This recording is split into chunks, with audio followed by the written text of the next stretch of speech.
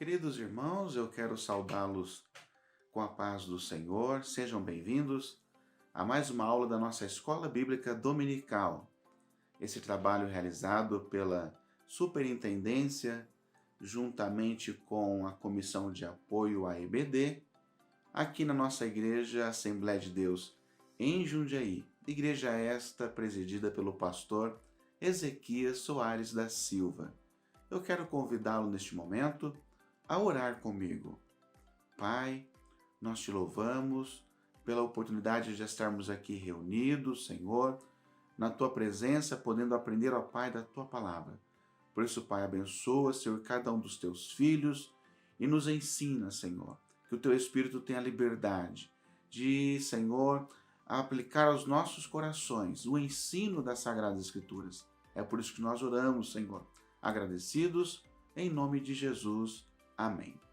Queridos irmãos, hoje a lição de número 11, também no dia de hoje é o dia, da Bíblia.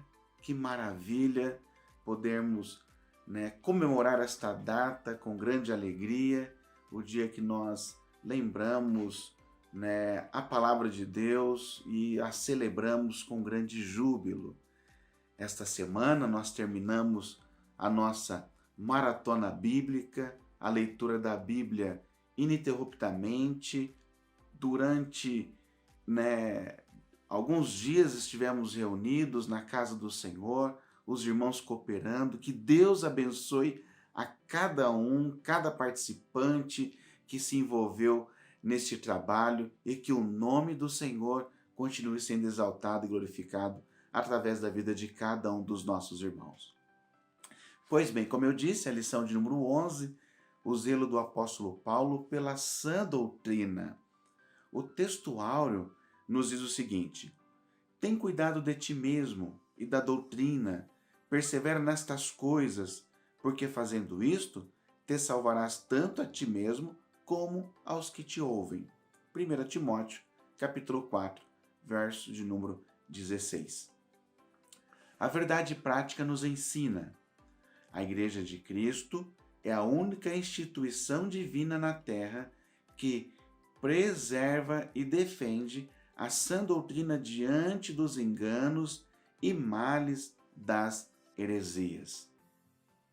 A nossa leitura bíblica em classe, ela se encontra em 1 Timóteo, capítulo 6, versículos 3 a 6, depois do versículo 11, como também em 2 Timóteo, capítulo 3, versículos números 14 a 17.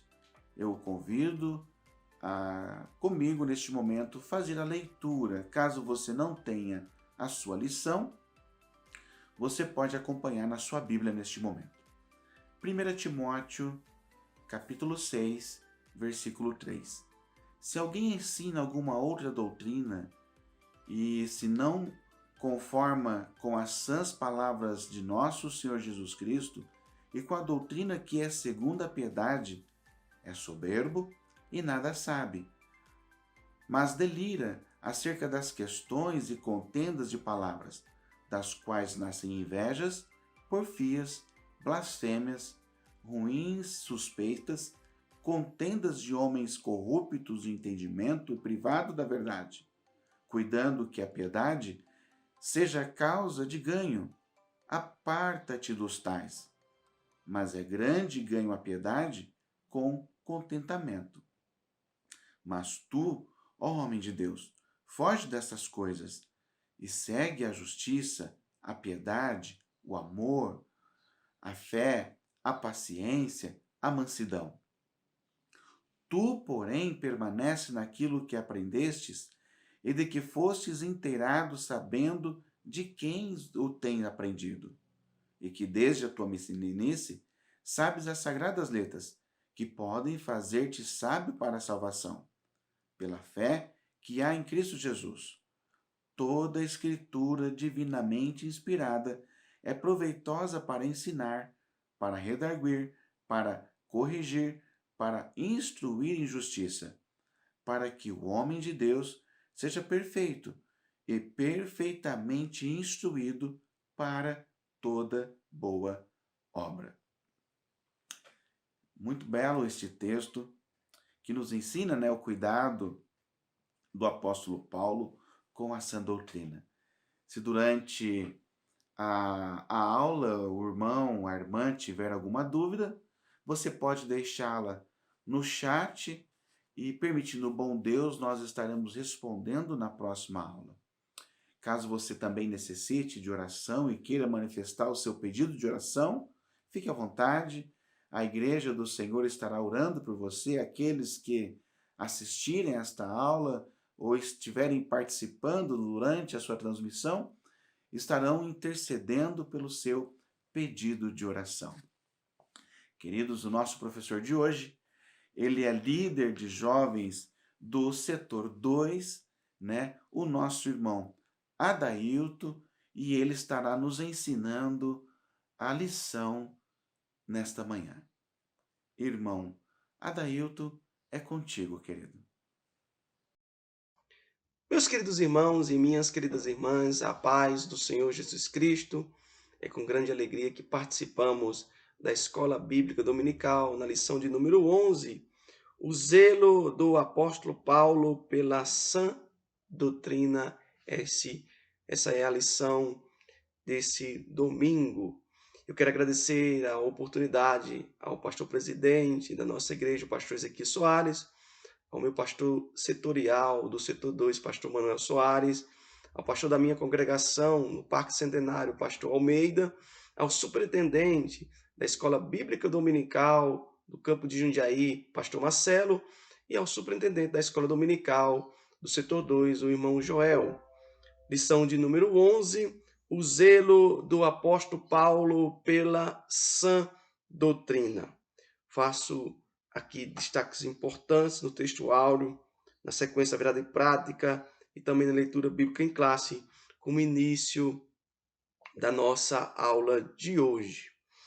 O texto áureo ele se encontra na primeira epístola de Timóteo, capítulo 4, versículo 16, que diz assim: tem cuidado de ti mesmo e da doutrina, que mostra a importância do cuidado com a vida espiritual individual, para que possa avançar para cuidar da doutrina na casa do Senhor. Na sequência, em um segundo verbo que percebemos nesse texto, persevera nestas coisas. É importante a continuidade do cuidado com a nossa vida espiritual e também a continuidade dessa ação da doutrina na casa de Deus, para que gere salvação a nós mesmos e àqueles que nos ouvem. A verdade prática, ela nos diz que a Igreja de Cristo é a única instituição divina na Terra que preserva e defende a sã doutrina. Ela guarda e defende a sã doutrina. De que, irmão Adailton, você poderia me perguntar? Dos enganos e dos males das heresias. Satanás, ele trabalha no engano. Satanás, ele utiliza a palavra de Deus de maneira equivocada, gerando as heresias. E nós devemos combater essa estratégia maligna.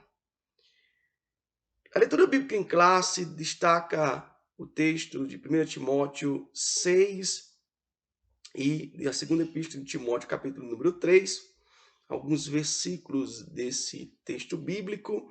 No primeiro texto da primeira epístola a Timóteo, capítulo 6, o apóstolo Paulo diz que alguém está ensinando uma outra doutrina, uma doutrina contrária às palavras do nosso Senhor Jesus Cristo, uma outra doutrina que está contrário à doutrina bíblica, e que este que se coloca a fazer isso é alguém soberbo, é alguém orgulhoso, é alguém que nada sabe, é um tolo. É alguém que defende outra doutrina, que tem sua vida fundamentada em pensamentos que estão contrários à palavra de Deus, é alguém tolo, que vai além na sua prática de vida, de desconhecimento de uma ciência. mas alguém que tem a sua vida fundamentada em, em reflexões, em conceitos que fogem, que estão contrários à palavra do Senhor. E este está envolvido em questões que geram contendas, que geram invejas, que geram difamações, que geram suspeitas malignas. É o fruto de alguém que anda contrário à palavra do Senhor. Mas quando nós meditamos aqui o versículo 11 deste capítulo da palavra do Senhor, o apóstolo Paulo diz: mas tu, ó homem de Deus, palavra direcionada a Timóteo, foge destas coisas. Nós devemos fugir destas coisas citadas nesse texto, andarmos contrário a isso. E o que devemos adotar para a nossa vida, o texto bíblico nos diz aqui: segue a justiça, a piedade, a fé, o amor, a paciência, a mansidão, deve ser marcas das nossas vidas. O texto na segunda epístola a Timóteo, capítulo 3, diz a Timóteo: permaneça naquilo que você aprendeu, e que aprendeu de maneira inteirada, não de qualquer jeito, no qual Timóteo aprendeu na sua meninice. Quando lemos a palavra do Senhor no texto de 2 Epístola de Timóteo, capítulo 1, versículo 5, nós vemos ali a citação da avó de Timóteo, Lloyd, da sua mãe Eunice. Timóteo, ele era versado nas Sagradas Escrituras, que geraria salvação através da sabedoria. Alguém é sábio quando ele conhece a Cristo e pratica a sua palavra. É uma oposição ao tolo, que tem sua vida fundamentada na mentira. O sábio tem a sua vida fundamentada em Cristo, fundamentada na verdade.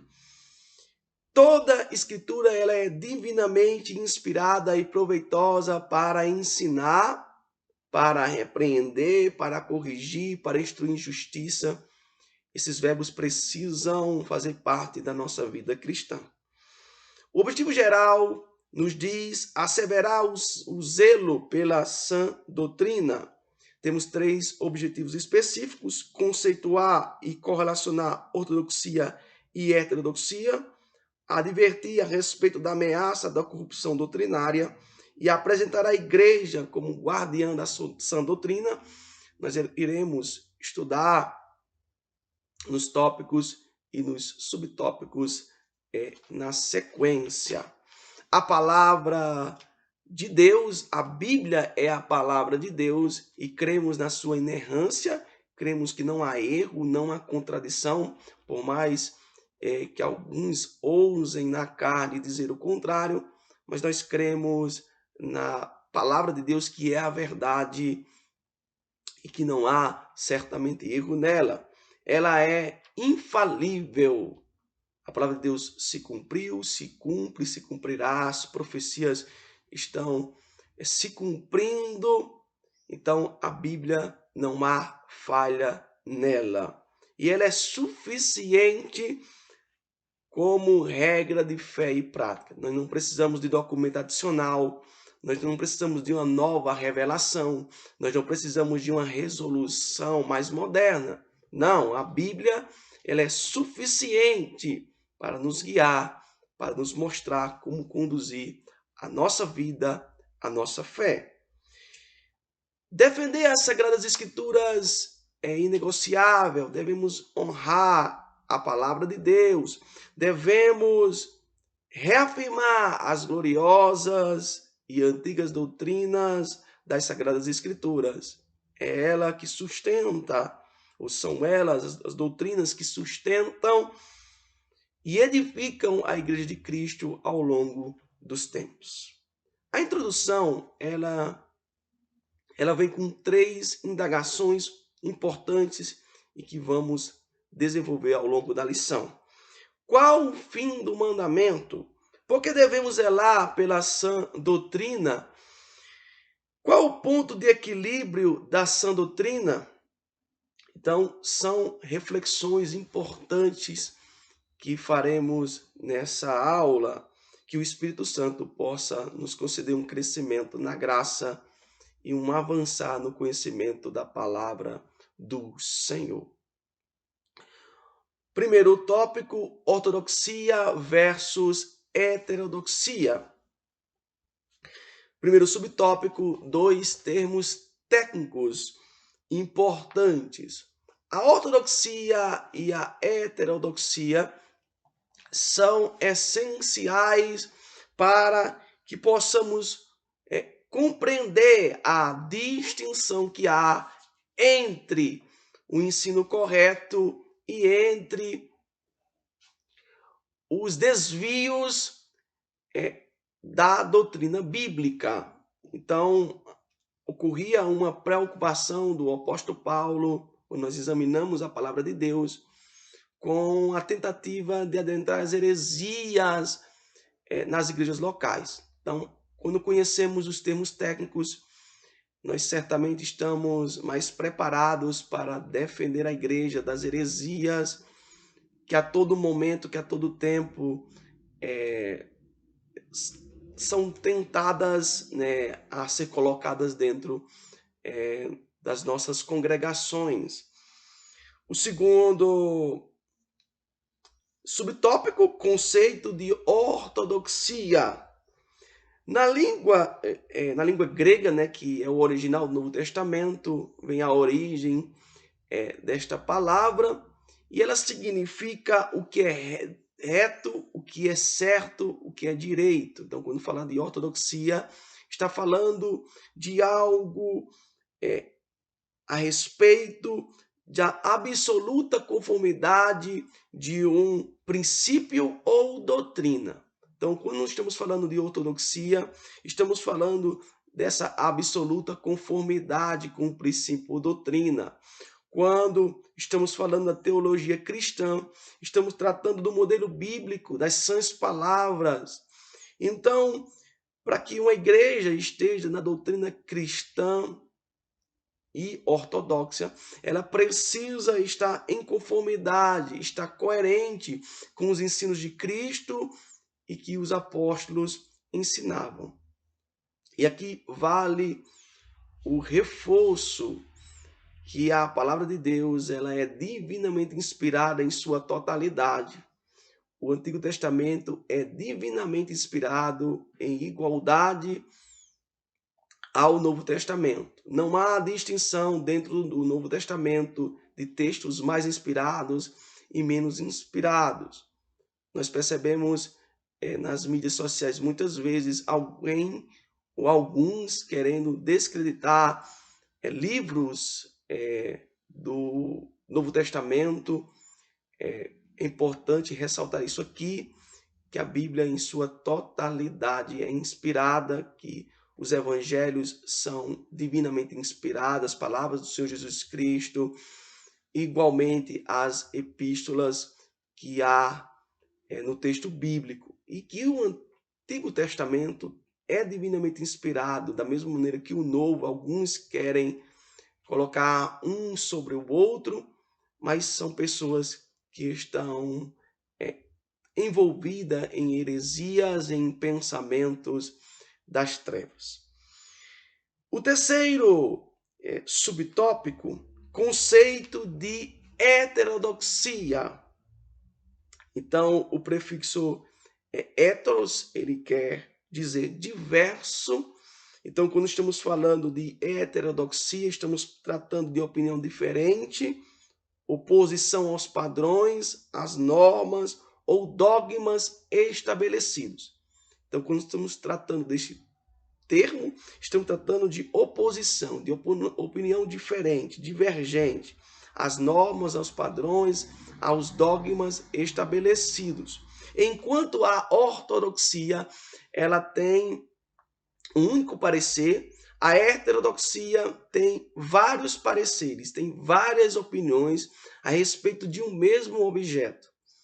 Eu posso citar aqui nessa aula o relativismo, é muito presente no nosso tempo, prática do secularismo, e é baseada no entendimento de que tudo depende. Depende do ponto de vista, depende da pessoa que está observando, depende do contexto, depende do histórico de vida.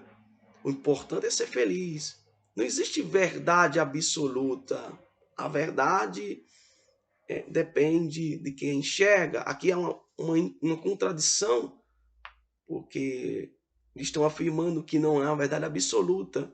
Então, essa afirmativa não é uma verdade absoluta. Então, há uma contradição aqui na própria defesa. E é importante que estejamos atentos a isso, a esse tipo de abordagem.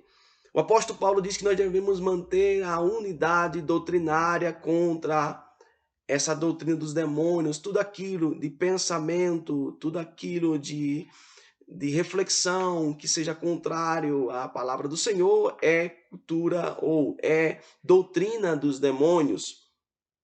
A igreja deve ser, portanto, ortodoxa, nós não podemos abrir mão disso, e isso é um antídoto para os dias de hoje. Devemos sempre fortalecer a unidade doutrinária em nossas igrejas.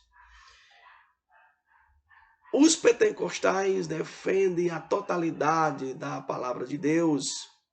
Nós sabemos que a Bíblia tem resposta para todas as coisas e todo pensamento e todo escrito, ele precisa estar debaixo da autoridade das Sagradas Escrituras e também esteja em harmonia. Então, a palavra de Deus, ela tem primazia. Então, tudo aquilo que possa ser refletido não pode estar em contrariedade à palavra de Deus. Essa é a nossa defesa. No segundo tópico, diz assim: ameaça de corrupção doutrinária. Primeiro subtópico nos diz assim: advertência do apóstolo. Então, cita aqui o texto de 1 Timóteo, capítulo 1, versículo 3, que nós já citamos anteriormente, lá na leitura bíblica em classe, de que alguém estava ensinando outra doutrina, estava ensinando algo que estava em oposição à genuína doutrina bíblica. E esse zelo para que pudesse perseverar, preservar essa doutrina, era contra aqueles a qual a lição cita aqui, homens sem escrúpulos, que não respeitavam os ensinos dos apóstolos, homens que o apóstolo Paulo descreve como lobos cruéis, que se vestem de maneira mentirosa de ovelhas para investir contra as próprias. Nós percebemos, se paramos para refletir, percebemos muitos ou alguns que se encaixaria nesta descrição: lobos cruéis do nosso tempo, exploradores da fé cristã, exploradores das ovelhas, não amam as ovelhas, utilizam as ovelhas para a sua ascensão ao poder, ao dinheiro. Sempre existiu e hoje não é diferente os lobos cruéis, aqueles que não amam a igreja, aqueles que não conhecem o amor, aqueles que não se preocupam com aqueles que reconheceram Jesus Cristo como o Senhor e Salvador. Que estejamos atentos à ação dos lobos cruéis. O segundo subtópico é com uma indagação: quais eram os problemas de ordem doutrinária? Então, as igrejas plantadas por Paulo e outros apóstolos no primeiro século sofriam infiltração de conceitos filosóficos pagãos e judaizantes na interpretação da doutrina apostólica. Então, havia duas ações aqui. Primeiro, aqueles que queriam colocar dentro da igreja conceitos filosóficos pagãos. Existia uma outra turma, os judaizantes, que queriam também colocar essa interpretação dentro do ensino. Então a igreja sempre teve que lutar contra essas estratégias do liberalismo, do mundanismo, do legalismo, sempre teve que atuar para que a igreja preservasse a sua pureza. Nas igrejas como a de Corinto e Éfeso, os novos convertidos, eles queriam continuar na sua prática de pecado. Eles queriam estar na igreja, mas queriam continuar com os seus costumes pagãos. Não queriam renunciar. Queriam estar na igreja e queriam continuar frequentando os mesmos lugares. Queriam estar na igreja, mas queriam continuar praticando as mesmas coisas, mantendo as mesmas relações. E quando alguém verdadeiramente aceita Jesus Cristo como o Senhor e Salvador, há uma transformação na vida dele. Ele vai abandonar aquilo que desagrada o Senhor. O Espírito Santo vai falar ao seu coração que aquilo que ele está fazendo, que aquilo que ele está pensando, não agrada a Deus. Não há uma conversão genuína onde não há uma transformação, onde não há mudança de comportamento, onde não há mudança de postura. Não há como se manter no muro, não há como se manter com o pé na igreja, com o pé no mundo. Na igreja adorando a Deus e no mundo adorando as coisas, adorando aos ídolos. É preciso se portar como conhecedor da palavra de Deus. Então, a igreja de Corinto e Éfeso passava por essa dificuldade dentro dos seus templos. E existia também aqueles que queriam trazer essa bagagem religiosa. Eram os judeus convertidos ao cristianismo. Eles não aceitavam a salvação pela graça. Eles não aceitavam simplesmente o reconhecimento de Jesus Cristo como o Senhor e Salvador, como suficiente para a salvação. Era preciso aceitar Jesus, mas praticar a lei. Era preciso aceitar Jesus, mas ser circuncidado. Era preciso aceitar Jesus e seguir as práticas da lei judaica. Não era suficiente.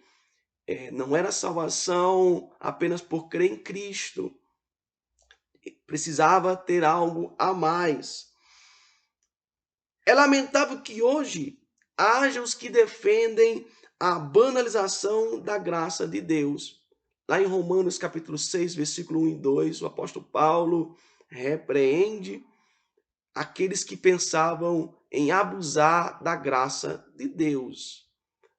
Não é porque tem a graça que eu vou viver de qualquer jeito para que eu possa experimentar a graça em uma outra intensidade. Não. Se eu conheço Jesus, se eu vivo sobre a graça de Deus, eu vou buscar viver longe do pecado, longe da transgressão, longe da iniquidade, viver uma vida santa na presença de Deus. Mas alguns entendiam diferente, queriam transformar a liberdade cristã em libertinagem. Na carta do apóstolo Paulo aos Gálatas, também há no capítulo 5, uma orientação do apóstolo Paulo para que não tornasse a liberdade cristã para dar ocasião à carne. Para viverem de maneira licenciosa, ou seja, eu tenho licença para o pecado, porque tem a graça. É o contrário, eu tenho a graça para que eu não peque. E a outra turma, os judaizantes, confundiam liturgia cristã com liturgia judaica. Queria trazer os rudimentos dessa liturgia para dentro da liturgia cristã. Queria estabelecer que a moral cristã seria a mesma coisa que o legalismo judaico. Ou ser necessário que tenha obras para ser salvo. Porque senão não tem salvação. Não, nós cremos que a salvação é pela fé em Cristo Jesus, para que ninguém se vanglorie. Não é por obras para que ninguém se vanglorie. A salvação se dá pela fé em Cristo. Jesus morreu na cruz do Calvário por mim e por você. O sangue foi derramado para nos dar condição, convicção, que se cremos nele, temos a promessa de morada celestial. Ele disse que iria preparar lugar para nós. Se não fosse assim, ele não teria dito. Nós temos essa promessa, é a nossa esperança viva. Então, não há nenhuma relação desse legalismo judaico com a moral cristã. A Igreja de Cristo, ela obedece aos ensinos do Novo Testamento. No subtópico de número 3, nos diz assim: a fábula e as genealogias intermináveis. Então, no tempo de Paulo, também ocorria essa abordagem com fábulas, com lendas por falsos mestres. Em Colossenses capítulo 2, versículo de número 18, cita inclusive o culto aos anjos. E é algo que também acontece no nosso tempo. A adoração que deveria ser exclusivamente ao Senhor Jesus Cristo está em alguns templos, em alguns lugares, sendo direcionada a outro, com a inclusão de elementos que a Bíblia repreende veemente, que não há nenhum subsídio na Bíblia, um culto diferente do que a Bíblia estabelece. Então, não possui nada concreto. E por não possuir nada concreto, se utiliza da distorção da palavra de Deus para fundamentar essa defesa. Eu não tenho argumentos para defender a inclusão dessas coisas, desse fogo estranho, e eu vou utilizar a palavra de Deus equivocadamente, através de heresias, para poder fundamentar e argumentar que eu preciso praticar isso. Então, tomamos cuidado, estejamos vigilantes e atentos quanto a esse tipo de abordagem. O apóstolo advertiu a igreja quanto a essas coisas e as refutou com veemência. Então, nós devemos tratar dessa maneira. Nós devemos sempre se portar com firmeza a tudo aquilo que Satanás vai tentando colocar sorrateiramente. Porque Satanás tem duas ações contra a igreja do Senhor e contra as nossas vidas, de maneira sorrateira e de maneira afrontosa. Então, muitas vezes ele trabalha nas nossas vidas, ele quer trabalhar contra a nossa igreja, colocando de maneira sorrateira, dizendo que não tem nada a ver, dizendo que vai melhorar, dizendo que é um elemento novo para chamar um determinado grupo para a igreja. Nós temos que estar muito atentos às vãs sutilezas que são utilizadas. Nós não devemos perder tempo com essas coisas, com coisas que não agregam, com coisas as quais a palavra de Deus não referenda. O conhecimento das Escrituras não é para ostentação, não é para vaidade, não é para nós nos sentirmos melhores do que os outros, mas é para que possamos continuar a nossa caminhada, é para que nós possamos avançar com características, com coração puro. Se nosso coração não estiver limpo, nós não veremos a Deus. É necessário que nós tenhamos um coração puro. É necessário que nós possamos andar com boa consciência, para que possamos estar buscando o Senhor em oração, para que possamos ter uma vida íntegra e uma fé não fingida, e uma fé genuína, e uma fé verdadeira, e uma fé em que nós possamos não nos envergonharmos. É necessário termos esses três importantes elementos na nossa vida. Louvado seja o nome do Senhor. Então, as lendas e as ficção, voltando um pouquinho a esse tema, eram marcas daquela época utilizadas para fazer esse contraste com o evangelho. Então, nós devemos repreender esse tipo de atitude. O terceiro tópico nos diz assim: a igreja como guardiã da sã doutrina. O primeiro subtópico, a igreja é coluna e firmeza da verdade. Então, esse subtópico, esse título, ele vem do texto de 1ª Epístola a Timóteo, capítulo 3, versículo 15. A igreja sustenta a verdade. A igreja é a representante de Cristo na terra. É a igreja que proclama o evangelho. É a igreja que defende o evangelho. É a igreja que defende a doutrina bíblica. É a igreja que sustenta a verdade. É a igreja que apresenta a verdade para os perdidos. É a igreja que acolhe aquele que o mundo despreza. É a igreja que transforma a vida daquele que estava na mentira. Ele passa a conhecer a verdade, tem sua vida transformada. É a igreja que combate as falsas crenças.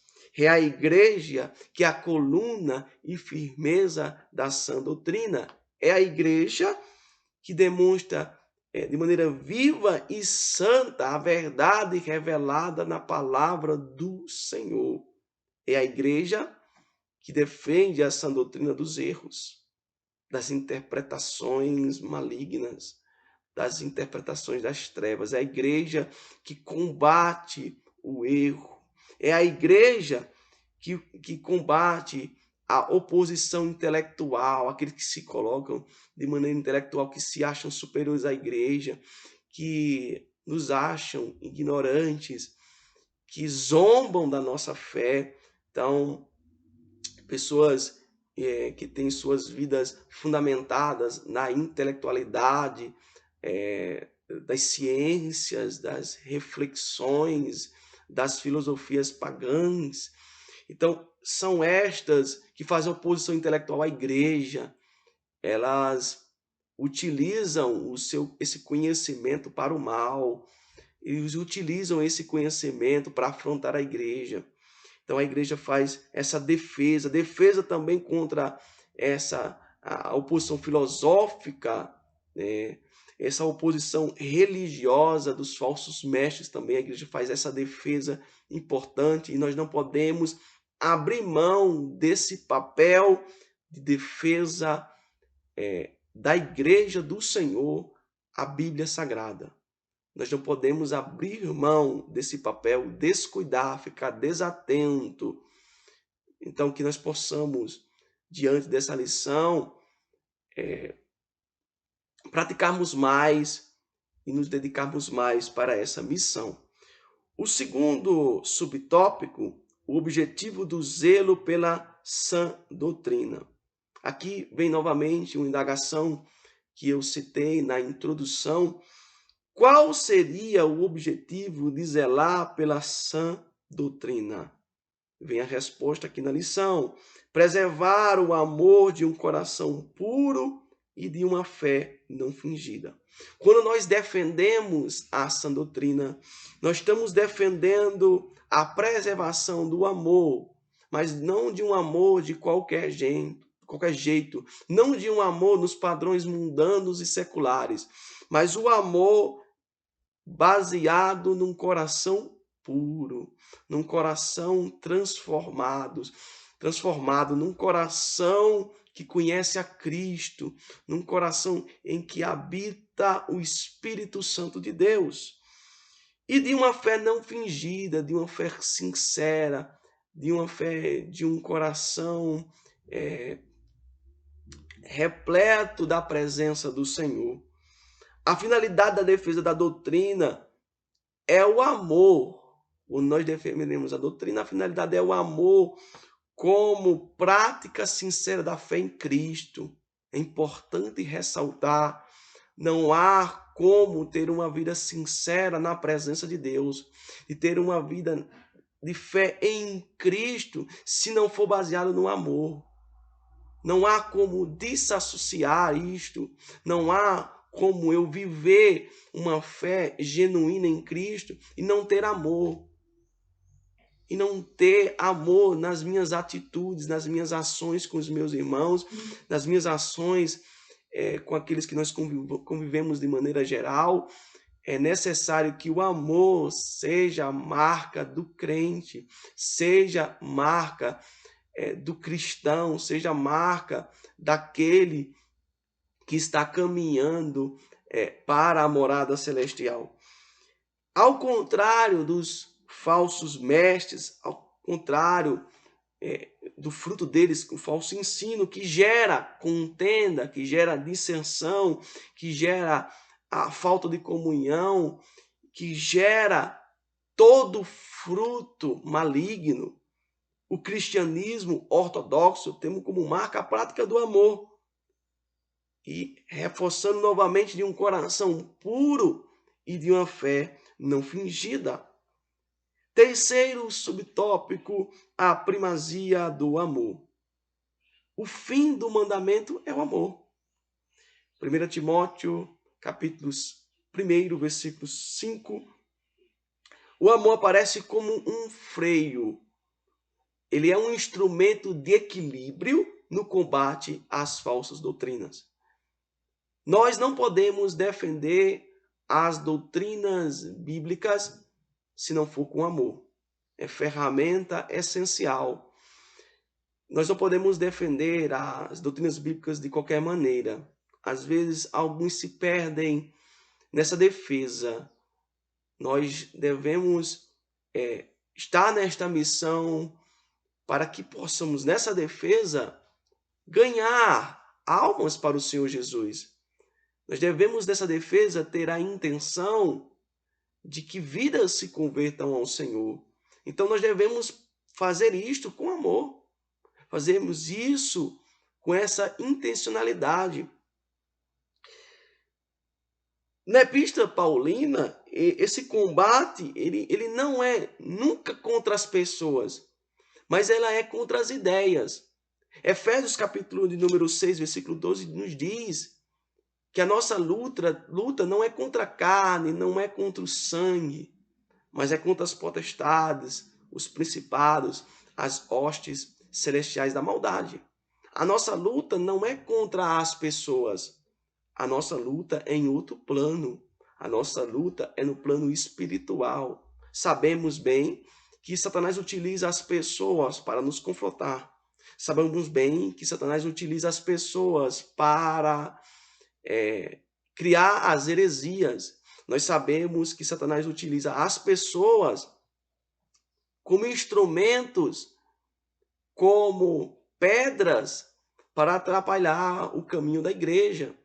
Nós sabemos bem, mas nós temos que ter a concepção que a nossa luta não é contra as pessoas, mas a nossa luta é no campo espiritual. Nos preparemos para isso, tenhamos o equilíbrio. É desafiador, meus irmãos e minhas irmãs, em muitas situações em que estamos envolvidos, nos ambientes de trabalho, às vezes na nossa casa, em que nós devemos ter esse equilíbrio para poder lidar com o contraditório, de se comportar como cristão, para poder ganhar aquela alma para o reino de Deus. Quantos casos são existentes de pessoas que blasfemavam contra Deus e foram convertidas ao cristianismo? Então nós devemos ter essa postura baseada no amor e esse entendimento de que não é contra a pessoa física a nossa luta. A nossa luta é no plano espiritual, a nossa luta é contra Satanás e a vitória vem em Cristo Jesus. O zelo do apóstolo Paulo era para que esse espírito dos falsos mestres não adentrasse, não se infiltrasse dentro da igreja. Nós temos que ter cuidado com concepções que nós vemos por aí. Temos que estar atentos àqueles que têm, muitas vezes, sem nenhuma ligação com a igreja, tentando ensinar as verdades, tentando trazer conceitos novos, tentando dizer que a Bíblia está ultrapassada, que precisa de atualização. Então temos que ter cuidado com esse infiltrado dentro da igreja, com as falsas doutrinas. E para isso é importante que tenhamos um antídoto, que é o amor. O amor com um coração puro. E o que isso quer dizer? É um amor que procede de dentro para fora. É um amor que nasce de um coração transformado. É um amor que não está preocupado na recompensa, que ele ama porque ele conhece a Deus, porque Deus é amor. Então, essa defesa no amor, ela tem que advir de um coração puro, de um coração sincero. Não se está tratando aqui de um mero sentimento humano. Está tratando do amor na essência. E esse coração, ele é santificado pelo Espírito Santo de Deus. Glória a Deus por isso. E gera pureza interior. Não há outro método. Não há outra alternativa. Quem gera pureza interior nos nossos corações é o Espírito Santo de Deus. Pois jamais um coração sujo pode conhecer o amor se ele não for transformado para um coração puro. Jamais um coração sujo pode agir de forma amorosa, porque o coração está contaminado, porque o coração está repleto de sentimento das trevas, de sentimentos humanos pecaminosos. Um coração limpo, ele conhece as coisas espirituais, ele conhece de maneira mais transparente, irmãos. Quanto mais o nosso coração está limpo, mais nós conhecemos a palavra do Senhor. Quanto mais limpo estiver o meu e o seu coração, mais o Senhor se revelará às nossas vidas. E mais teremos condições de defender a sã doutrina. Que possamos estar a meditar sobre isso. Que deixemos o Espírito Santo trabalhar nas nossas vidas, trabalhar nos nossos corações. Para que possamos visualizar as questões espirituais de uma melhor maneira, de maneira mais clara. No amor não há lugar para a imparcialidade. Não há lugar no amor para práticas desta maneira. Se cultiva no amor uma boa consciência. Não há no amor esse tipo de comportamento, tipo de método. Não há lugar para simulação, não há lugar para fingimento, não há lugar para hipocrisia. Quem vive com isso na sua vida, nas suas ações, não conhece o amor, não conhece a essência do amor, não conhece a Deus. Precisa ser transformado pela palavra do Senhor, precisa entregar a sua vida para Jesus. Que estejamos atentos para que isso não seja infiltrado nos nossos corações, esse tipo de prática, esse tipo de ação superficial, esse tipo de comportamento exterior, que nós possamos estar atentos a isso. Pois se cultiva na vida do crente uma fé não fingida, uma fé, como já disse, autêntica, sincera. Eu concluo essa lição dizendo para os irmãos e para as irmãs que a Bíblia é a palavra de Deus. Ela é a fonte genuína da doutrina cristã. De onde nós podemos defender a doutrina cristã é a palavra de Deus. Não existe outro livro principal, essencial na defesa da doutrina bíblica que não seja a palavra de Deus. Precisamos ser dedicados nos estudos das Sagradas Escrituras. Devemos avançar, devemos meditar, devemos procurar conhecer mais, devemos nos aprofundarmos para podermos defender melhor a razão da nossa fé. Nós devemos zelar pela sã doutrina, levando em conta que a finalidade dela é o amor, para em Cristo vivemos uma vida com um coração puro e uma fé não fingida. A exemplo de Paulo, eu e você somos chamados para zelar pelo ensino de Cristo, a fim de edificar a igreja do Senhor. É o nosso papel, é a nossa missão, nós defendermos a fé cristã, nós defendermos os ensinos do Senhor Jesus Cristo, nós defendermos os ensinos dos apóstolos, nós defendermos a essência cristã. Eu quero agradecer mais uma vez essa oportunidade de estar refletindo sobre um tema tão importante que é a defesa da sã doutrina.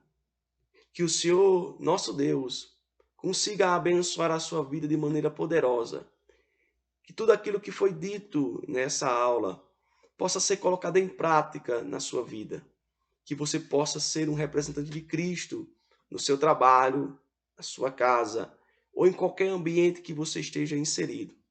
Fazendo isso sempre, como aprendemos nessa aula, com amor, mas não um amor de qualquer jeito, mas um amor baseado em um coração puro, de um coração convertido a Cristo Jesus. Uma defesa ortodoxa de uma fé não fingida, de uma defesa incessante da doutrina bíblica. O Senhor certamente se agrada e nos chama e nos convida para essa atividade do reino de Deus. Que Deus abençoe a vida de cada um de vocês, em nome de Jesus. Graças a Deus, que ensino maravilhoso. Podemos aprender sobre este zelo, sobre esse cuidado do apóstolo Paulo com a sã doutrina. Que Deus continue abençoando o nosso irmão Adailto e que as mãos do Senhor estejam sobre a sua vida todos os dias, enquanto ele estiver aqui, servindo a Deus na beleza da sua santidade. Pois bem, queridos, chegamos ao final de mais uma aula da nossa Escola Bíblica Dominical. Que Deus continue abençoando a cada um dos nossos irmãos e que, assim permitindo o Senhor, estaremos aqui reunidos no próximo domingo, aprendendo assim mais uma vez das Sagradas Escrituras. Ore comigo neste momento. Nós te louvamos, Senhor. Te louvamos pela tua palavra, por este dia, Senhor, que nós fazemos menções, Senhor, das Sagradas Escrituras, o dia que nós celebramos, Senhor, a tua palavra, Pai, que ela possa alcançar os corações, que ela possa, Senhor, cumprir os propósitos pela qual, Senhor, ela foi enviada. Que haja salvação, que haja cura, que haja libertação, transformações, Senhor, de vida, Senhor, através do ensino e da ministração, Senhor, da tua palavra. Pois é por meio dela, Senhor, que a tua igreja continua, Senhor, a mensagem que nós recebemos dos nossos pais, Senhor. É por meio da tua palavra que nós continuamos anunciando, sim, que Jesus cura, que Jesus salva, que Jesus batiza com o Espírito Santo e que breve voltará. É por isso que nós te agradecemos, Senhor. Em nome de Jesus Cristo, nós oramos. Amém. Queridos, que Deus abençoe e que você possa estar aqui conosco no próximo domingo. Que a graça do Senhor Jesus Cristo, o amor de Deus, a comunhão do Espírito Santo seja com cada um de vós. Amém.